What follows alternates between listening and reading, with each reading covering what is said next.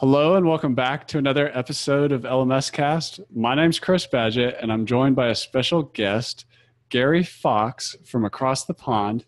He's the creator of WP Slide Sync, which you can find at wpslidesync.com, which is a new way to work with PowerPoint and video and embed that in your WordPress website. We'll get into that in a little bit.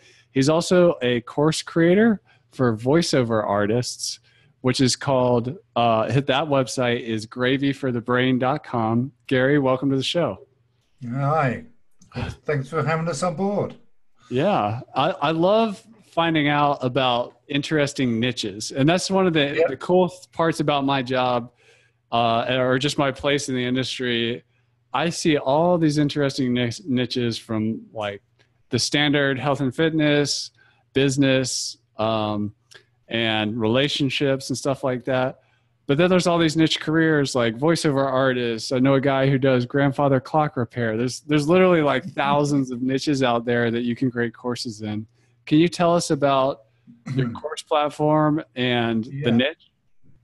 Okay, so the niche really is voiceover. And it's one of those surprising things that until you get into the industry, you don't realize how broad a market is. So voiceover is used pretty much everywhere. You get people in doing voiceover for ads. You get people that if you get a movie scene and it's got a lot of background noise, they'll have to recut that and do voices for it. And usually the actors are moved on, so you have to get somebody else in to actually do that. Obviously foreign films, radio ads, it's enormous as an industry. And obviously it's got pretty global because people now can set up their own home studios, which makes it really a feasible, position that a lot of people can get into. You don't need to physically go into a perfect sound studio. You can record from home, given the right equipment. That's really cool. A lot of people have got into it, and what Great for the Brain does is kind of help people learn the skills over a period of time to get their voice and apply for jobs and just, run it as a business. How did you decide that's what I'm going to do, that niche? Well, this is it. I didn't decide that, Chris. Okay. So I'm not the founder of the business, and I was lucky enough to come across the business and be part of it in its infancy.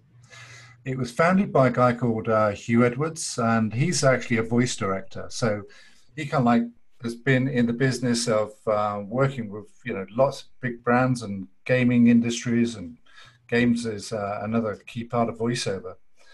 Now, his partner and another co-founder was a guy called Peter Dixon, and he does the X Factor voiceover here. So he's pretty well known in the industry. You can hear him on most of the ads. When you get used to his voice, you can kind of like hear him on lots of ads. And together they put it together. And I came in about year 2, and it was kind of like done okay. And then it was kind of like flatlining a bit. And I came in and they kind of like, I talked to them about some ideas and they went, great, you're on board. And that's pretty much how it happened. That's awesome. And can you tell us about you have like multiple courses. What are they about? And ultimately you switched to like a monthly subscription model. Can you tell us about the platform?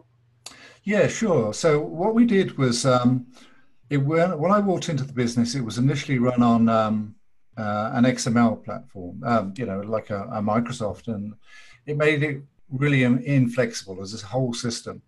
So what we did, we moved it over to WordPress, and that took a bit of work. And in between time, I think we had about 5 courses, and we were charging on a per course basis. So, about $129 per course, and we'd occasionally discount it down. And there was like a lot of friction there, A, in terms of the website, B, in terms of the pricing. And I think a lot of people kind of looked at it and went, yeah, okay, we know you're good and it's a good quality course, but there's quite a few hurdles here. And so I did some market research, and I just went around talking to people in the industry, and I kind of like, from the ground up, and there was kind of like 3 people in the market. There was kind of like the people that were just coming in who were either doing it as a side hustle, just wanted to get in, maybe earn a bit of extra dough. There were people that were in, but they kind of like needed a bit more upping their skills, or maybe wanted to try a different part of voiceover. And then there were the professionals. So we kind of like packaged that up and went, right, okay, so there's a journey here. There's a series of courses that we've got gaps in our courses. And so we put together kind of like a journey plan of taking somebody from the very beginning through to intermediate, all the way up to advanced. And then we thought, okay, so that gave us a number of courses. And then we thought, we'll put it over to subscription, because that means people can come in, low friction, they can stay as long as they want, or they can go. You know, kind of like, it makes it easy for them. And that really was those two things together, moving over to WordPress, getting it really easy to use, and taking that subscription down just meant that the sales flew, absolutely flew. So fast forward today, did you say 25 courses on the membership? We've got 16, and we're going to go up to 20 before the end of the year. Oh, that's awesome. And what kind of categories? So if you're serving this niche, which is kind of a career niche, the voiceover artist career, there's the art and then the business of it or whatever. Like what kinds of, that's right. What are some example courses in there? Okay, so we've got, we try and label it as it is on the tin. So the most obvious one is voiceover for beginners. That's the foundation course. And then we got the other courses like voiceover for gaming, which is, again, because it's, even in voiceover, there are special types of voices. Niches within niches. Yeah, kind of like that. So we've got voiceovers for audiobooks.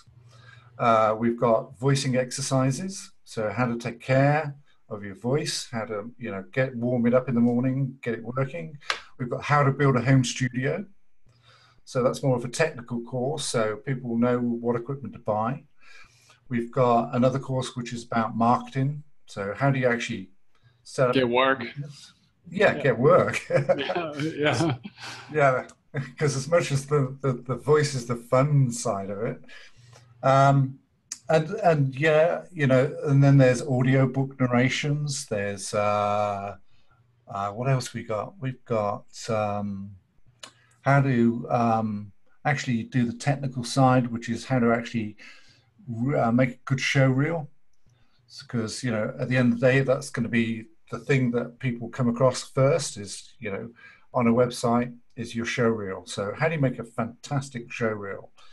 And then these courses, when you look at them, they kind of like start slotting together and take people down a journey of, beginning, get used to your voice, get used to the equipment, setting up your sound, how to go for auditions, how to audition on sites, all these different things. That's great. And with the membership subscription model, you can do kind of choose your own adventure. Like, because some people might just come in over here. Some people are already, they don't need the beginner course. That's fantastic. Where did your product WP Slide Sync come in? And that's for those of you listening or watching, that's at wpslidesync.com. What does it do? And then why did you create it? I guess one of the things we did, like yourself, we kind of like do webinars, and so we do weekly webinars, and we had a bit of a library building up there, and then we did, we obviously do the video, but we always had this visual need to include a visual element, kind of like to support people in terms of, because some people like to listen to something, but other people are, just like to see a diagram sometimes. And we found that, we just watch people as they kind of like, we're either watching the video and then looking down at the table sort of thing, maybe a diagram, they've downloaded it, and we thought, it's just not right. I know it sounds really simple, but it's just not right. It's so... And then we kind of like played with the idea of just putting the two alongside each other. But then what we found is that people would get lost sometimes. And maybe, if you've got a bit of a course going on, that people would get lost between where they were on the slide and the video. And so we thought, okay, what if we could just create a navigation bar and people go, okay, last time I was in the course, I got to here. I can kind of remember that slide, because they won't remember your video. Or I want to go back to that point. Like, I already watched it, but I want to go back. Oh, there's that visual. Yeah. So we came up with this idea of just creating a navigation bar based on the slides that then would sync each time, both with the video and your slides. So you just click it and it will automatically move the slides to exactly where you were, and the video would sync exactly to where. And we played with it for a bit, and we just did a few tests on a couple of our courses, and people just loved it. We just got immediate feedback. And so we kind of like knew we were onto something. We're definitely onto something. I get questions all the time about how to make slides better, and I'm referring them to you now. I'm like, this is what you got to do. If you're trying to get that inside the website, check out WP Slide Sync. Yeah, thanks. And hopefully, like you said earlier, this idea of, if you're a course creator, you always want to, I think if you're into teaching or helping people, you always want to try and think about how you can do that better. That's one of the things I think, if you have that in your heart, that, you want to service an industry or you want to service a niche, and try and make it so that you move people forward in their life, or move what they can do and helpful, and solve some of their problems, then, this was one of those moments for us, being able to actually do that and help. And so, we've kind of like created it as a product, and our, interests are to, just make it available to people, but also then to get a bit of feedback to say, what else can we do with it? It's a bit of a playground here. So that's awesome. Yeah, I just want to say, I often say the course launch is the starting line, not the finish line. So when you said, my course is up and I'm watching these people looking down while I'm talking or whatever, like something's not right here. That's the mark of, okay, we're going to continuously improve the experience and the learning journey. And you've mentioned the same thing around the product, WP Slide Sync. It's a conversation. What else can we do with it? How else can we serve with this tool? That iterative approach of continuous improvement is really the name of the game. So. Oh yeah, in today's world, I'm, a big fan of kind of like the lean startup philosophy, which is, there isn't a finished product. You never get to it, and because the market will move on if you don't, or somebody else will come along. So if you don't have that competitive edge where you're kind of like always looking for doing something different, improving it, refining it, maybe coming up with new angles, then somebody will. It's just that in today's world. Well, I wanted to move on to something else you said. You were a university lecturer at Oxford, right? Oxford Brookes. Oxford Brookes. And yeah, it's not the prestigious Oxford. But it sounds good. You still get to carry it, but some people won't know. So what's part of this? I talk about the 5 hats problem that education entrepreneurs, online course creators have, which is they have to be an expert, they have to be a teacher, they have to be a community builder, they have to be an instructional designer, and they have to be an entrepreneur. With your time as a university lecturer, what's some just general tips you have for people who want to get better at teaching? Just the craft of teaching, and whether that's online or in person or whatever. I think the same thing applies. The interesting thing is there's different generations of teachers in universities, and I think the online works in this way. Okay, so this. You need to be engaging. You need to come up with new ideas to add value to your community, or get people so it's more interactive. And I think the days where you just go into a lecture theatre and just have a set of students in front of you where they just go, they just kind of like fall asleep.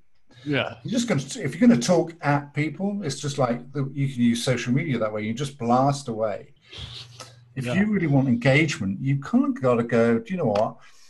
I'm going to ask 10 questions, okay? And I actually do something which is I kind of like walk in, and every other lecture I will do a marking.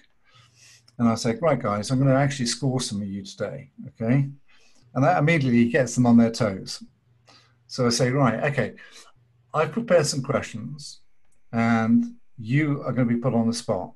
Now, that's not great all the time because but I know my audience by this stage. I know who's kind of like going to be good at answering and, wants to stand up. And then I actually say, right, now we're going to split into two halves of the room and engage with each other. And I pose one question to one, and I ask the other group the other. But what I haven't explained this. What I often do is let them have a week before. If I do that, they get the questions beforehand, so they kind of like get a chance to prepare, but they don't know who they're going to be with.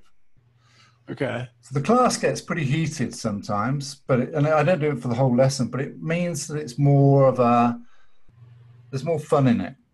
As a conversation, it's not just like broadcast. Yeah. And I think the other teachers that I see around the university that do really, really well equally do a lot more prep, a lot more workshop type operations. I do workshops as well. So I kind of like do lectures, and then following that, I do workshops. And those workshops are really where it happens, because you do have to deliver some stuff, but it's the workshops where the conversation happens. And that's where you win hearts and minds. That's awesome. That's great right there.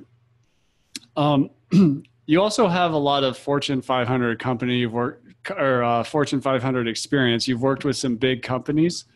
I'm always a fan of, and I don't think it happens enough, which is, what's something that you've learned in corporate that can translate to the small business, in this case, education entrepreneur? For example, you've done a lot with marketing and CRM consulting. What's something that the little guy or gal, the solo operator or the small business, what'd you learn in corporate that people aren't really doing at the small scale or aren't leveraging? Well, yeah, I think there's two sides to this. Okay, so one of the something I'm absolutely passionate about is making sure your brand is consistent and good everywhere. And what I think it's very easy to do as a small business is kind of like throw things around in different channels and different places, where you've even got different logos going on, different color schemes going on, and you say different things about yourself. And you try Instagram for a week and you forget about it. Yeah. There's that. And the logo doesn't look the same, and all that sort of thing. And I think it's not just that, but it's also then how you kind of like talk about who you are. And I think one thing for me that small businesses can do is kind of just spend a bit of time at the beginning when you're getting things together and go, right, what is my brand? In 20 seconds, if I was to pitch it to somebody, what's that value proposition? Can I actually do that in, say, 20, 30 seconds?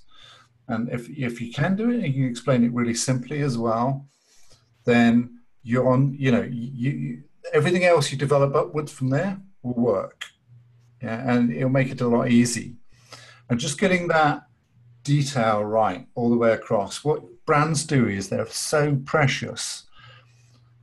With every agency and everybody, they're really precious about the details about their brand, because it takes millions and millions and millions of pounds to get that brand to where it is, but it can fall away very quickly with just a few silly mistakes. Could you give us an example of a big brand that you admire that you think does a good job with this, and maybe what their core message is or value proposition? Probably one of the best ones I've worked with is Nike. I just amazing culture as well. I think they're innovative. I work with Nike in Amsterdam and they've kind of like got this lovely campus atmosphere. the guys are really chilled, but they're always pushing forward. They're always looking for you to challenge them. So when you work with them as a partner, they don't expect you to just nod your head. They actually want you to kind of like really, challenge their thinking. And I think the same is true of an entrepreneur. You can almost fall in love with your business idea, but actually what you need sometimes is somebody or a coach or people around you sometimes that can be naysayers and just challenge you as to why you're doing what you're doing and whether you could do it better. And I think, just that element of, being critical, in love with your product, but kind of like still wanting to push the boundaries a bit. What is Nike's core message? Is it just do it, or is it like, what's the core brand there? They kind of they've changed it over the years. I mean, at the end of the day, what they're about is excellence. They're about an enabler. I mean, one of the things that I think is always remarkable is when you get somebody like Nike, who's a shoe manufacturer, who then starts producing apps. So all of a sudden, it's not they're not a manufacturer of shoes. They're an enabler with their app because you can track your health, your heart, everything else. It's a lifestyle. Yeah. Then the next thing they've said is actually joining with your friends here. We're going to enable you to socially share stuff as well. And I think it's that kind of like demonstrating, and obviously they use a lot of heroes, in terms of their, marketing, but they also take it down to the street. Some of the most exciting events I've done where we organized, little competitions in rural areas, urban areas, and got some guys come along and playing football together. And you just see the passion, and kind of like they like that sort of viral, down-to-earth sort of marketing. Because it keeps them in touch with those people. Sorry.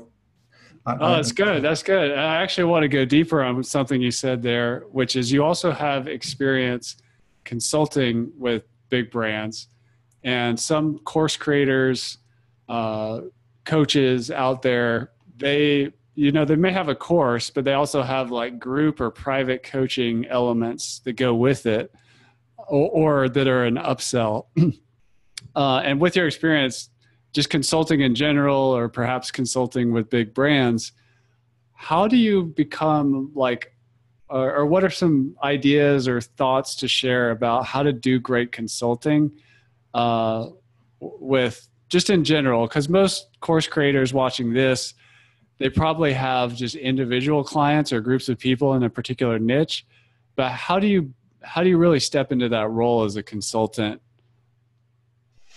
I think the biggest thing is that there are different stages to consulting. So I was always taught, from guys I learned from, that you absolutely 100% get behind your, whoever business you're going to work with, that you get behind it totally, absolutely to the core. So a good example is years ago, we were pitching for some business with a company called I Am. So I don't know if you have them in the States, like pet food. Not sure. Yeah, the pet food brand. Yeah, I Am. Yeah, okay. So we went around, and this is kind of like, so we had to put a pitch, and it was, I don't know, a £4 or £5 million contract. And as we put the pitch together team, nobody on that team could be on that team unless they had a pet. Yeah, okay. That's great. Now, that's a simple, it's a simple little thing to kind of like get. But the point is that if anybody during that pitch was to be asked a question, they'd be genuine and honest and true about who they were. When you're doing consulting, I think you've got the best.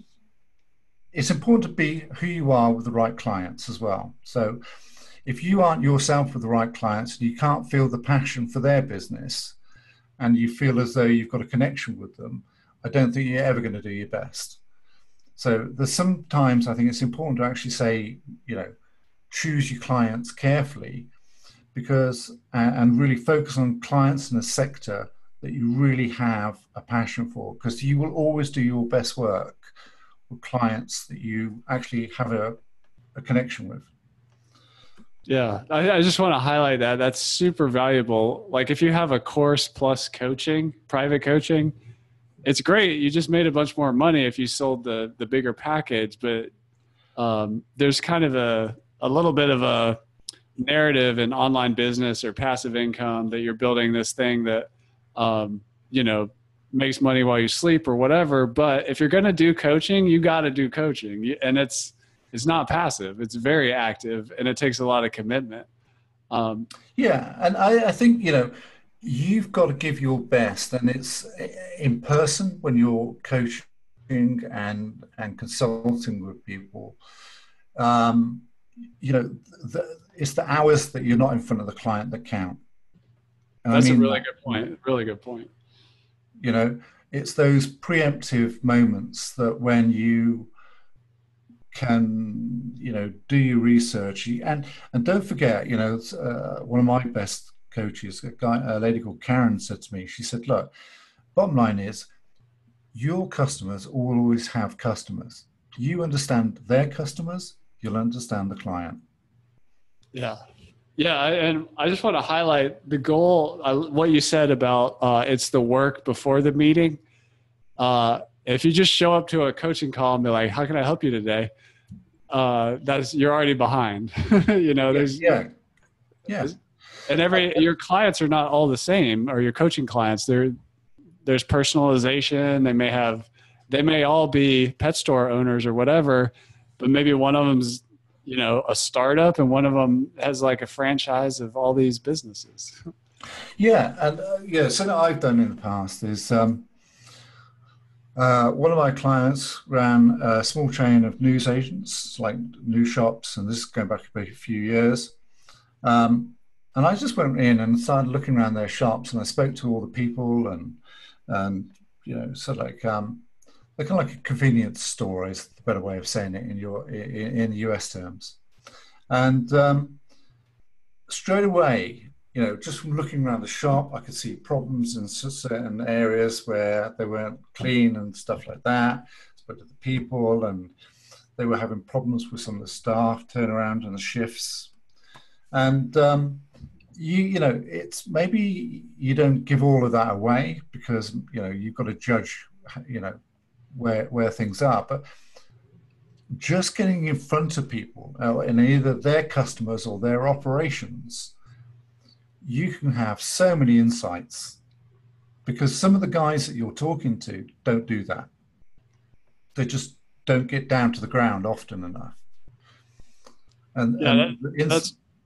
I was just going to say that's really an awesome insight, because it's not just what the client says, it's like the environment around them. They may not even be aware of this big problem that you see instantly when you see the subtext of what's really going on here. Yeah, exactly. And I always think, you know, that sort of getting back to the ground and just doing your homework like that and getting to know their customers and just watching how it happens can give you a lot of insights. Yeah.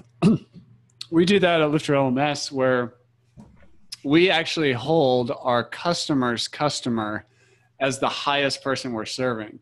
Yeah. So when we're like planning the product, or, you know, mostly figuring out how the product works and the experience of actually taking a course or whatever, we're looking after our customer, but we're actually, as a higher priority, looking after our customer's customer to make sure that experience is optimized, because they matter. They both matter. But at the end of the day, the end user, it matters a heck of a lot.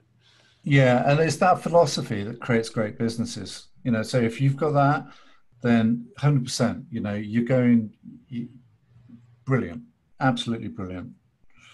I wanted to ask you, this is either going to be a hard question or an easy question. I don't know. But one of the things I see when people are doing coaching or consulting is there's this concept of results and who's responsible for the results.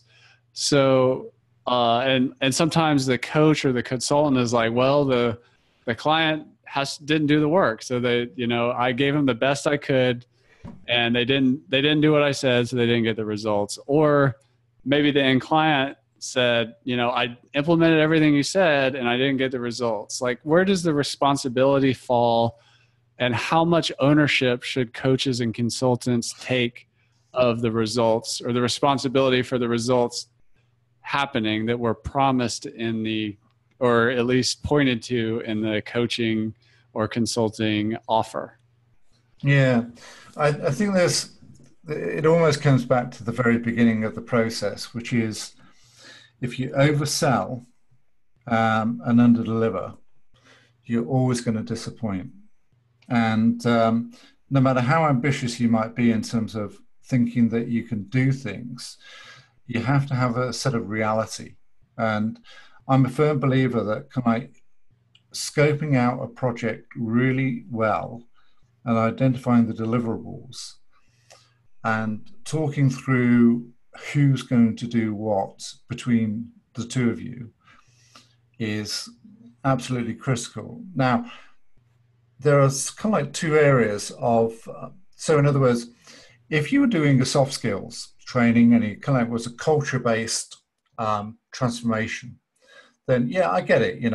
That's going to be a hard thing, and you're not going to be so sure about where that takes the business, and what happens and what else is going on. You can't control everything in the business, so some other things can interfere with that. But if you said, for instance, like, okay, I can actually increase your bottom line on, sign up rates on your marketing and all the rest of it, then yeah, you ought to be. If you've said that, you've got to deliver on it. And so I think you need to be accountable for it. And in previous agencies, and I've done it myself sometimes, if I'm really pushed, I'll put money at risk. I'll put my fee at risk. Meaning, like, you don't get paid unless it works. Yeah, so I'll charge a base rate. I'll charge a base rate, cover some costs, and then if the money comes in, if I hit my targets, I expect over and above. Skin in the game. That's awesome. Yeah. That's awesome. And I think this is some of the sort of that corporate good sense of going back to the fundamentals. Like, is the offer clean, actionable? Are the processes there and the people there to deliver the result promised? Is the value proposition in check? Does the whole team and organization know the culture and brand and embody that? There's a lot of good fundamentals. Yeah, and I think one thing for me is that if it's kind of like evolving the teams and just getting really to grips with the teams along the way and making sure they are fully up to speed with what's trying to be achieved, and they've got a say in it and they feel as though they're involved, that helps. If you work on projects and you get the sense that it's going to be a top-down tell, then I would always be wary of that. Yeah, that's a really good point. And on that note of like scaling, I know course creators who have, teams of coaches that work in the brand. And if you're going to make that transition from the solo operator or just the main founder or whatever is doing the consulting, and if you're getting so big that you need to bring in other coaches, they need to be able to, carry that and do that. Also on this concept of scaling, in our pre-chat with your course, you've mentioned the concept of franchising the voiceover course. Can you speak to what franchising is, and because that's a scaling thing. So what does that mean, and how are you going to try to execute on that? Okay, well, so we're in our infancy at the moment in terms of getting that underway. But so there's various elements to it to start with. So first of all, there's the whole IT operational area that we're looking at, and in terms of how you actually deploy multilingual sites, do all the translations, make it easy. So franchise into different countries. Yeah. And so you have to start asking the question, so you've got a site at the moment, which is the .com. So what role does that play, for instance, in the whole operational part? Do you put multi-level domains onto that, so people can easily transform languages? That then goes to the franchise site, which means that lead page becomes their lead page, not your lead page. And so we're mapping all that out at the moment. And where we've got to is, and one of the most difficult areas is this area of CRM, because you can either operate it so that you hand over almost a package to a country and they can like run it entirely on their own CRM, or you can run it almost as a hierarchy. So you're the parent and you oversee the child CRM systems. So that's kind of like the top level of the IT and how you have to kind of like map out in your mind and stuff. And then on the operational side, there's a massive piece in terms of the legalities of it. You know, getting it all blueprinted, getting the training in place, so that when you go to the franchisee, you make it super, super easy for them, not only just from a legal perspective, from a training. You know, if we go to Portugal and there's a guy called Pedro and he's just bought his business and he's got 2 assistants, how can we make it super easy for those assistants to onboard? You know, so there's courses just for that. So just to make sure that we make it easy. But it's a great way, and we've already put the feelers out, and we've already got around about 8 potential buyers who are interested. They can like already see that what it will do for them.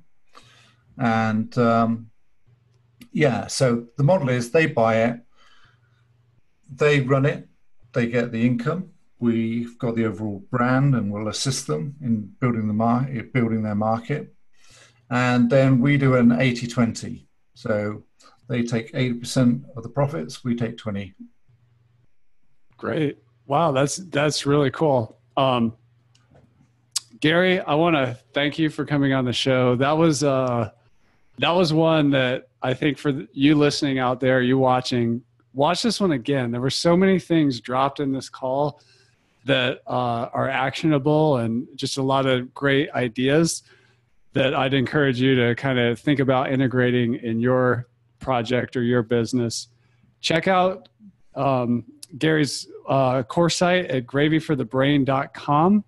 And if you're interested in making more interactive slides that we're talking about, check out wpslidesync.com. If there's anywhere else to connect with you, Gary, is there anything, anywhere else you'd like to send the people to, or any final words? No, I mean, you know, I think this is one of the most exciting spaces at the moment, you know, course creation and building communities, because, you know, that's where the market is. And I think it's people like yourself, Chris, that are taking it further and further. And you know, this kind of like added value, you know, podcasts and everything else is just going to help people. So, and I'm really honored to have been part of this. So thank you very, very much. Really very much appreciated. Awesome. Well, thank you, Gary. And until next time. Okay. Thank you.